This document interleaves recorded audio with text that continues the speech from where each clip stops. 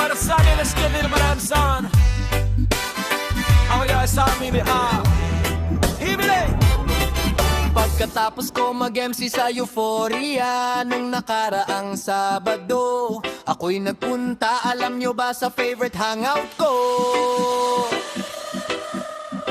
7-Eleven ng Quezon City, yo, dun ako napadpad. Walang katao-tao doon, and yo, it was so sad na may biglang pumasok sang chikuwang ganda. Nakainis, walang mintis, pati ang putis niya. Mata niya ay kulay brown, meron siyang breast sa ngipin. Kamukha siya ni Rita Avila kung iisipin. Katawan niya ay 36, 24, 34 sa panungparan, kaya ako makakaskor. Magaliling siyang pumor, masuot niya ay hangin shirt. Nang dumukot siya ng pera, umunat ang kanyang skirt. Kaya't ako'y biglang nagsabi, hey girl, I like your style. Siya'y kumaga din kumindat at nagpakita ng smile. Tinanong niya ko, hey Andrew, we of Euphoria. Sumagot siya, hi Andrew, my name is Binibirotcha.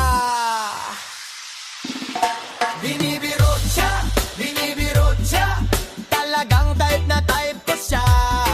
Binibirotcha, Binibirotcha, in love ako sa beauty niya. One more time and a place. Binibirotcha, Binibirotcha, talagang type na type ko siya. Binibirotcha, Binibirotcha, in love ako sa beauty niya.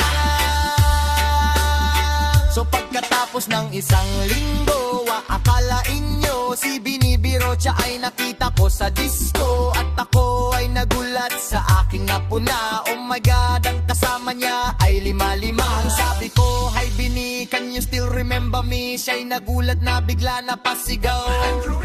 Sumama siya sa akin, o anong sanyo? Lumabas kami ng disco, sumakay sa kanyang Pajero. Sa Pajero, palang pinakiramdaman ko na init ng kanyang haplos ay aking damang-dama. Ang lamig sa Pajero, ngunit siya'y hot na hot. Pilit ng aking tenga, pilit niyang kinakagat. Sa tulong ng kanyang labi, ako ay kiniliti. Kinuha aking kamay, inilagay sa kanyang binti. Para bang mauubusan, siya'y nagmamadali. Pumatong siya sa akin at siya ay napangiti.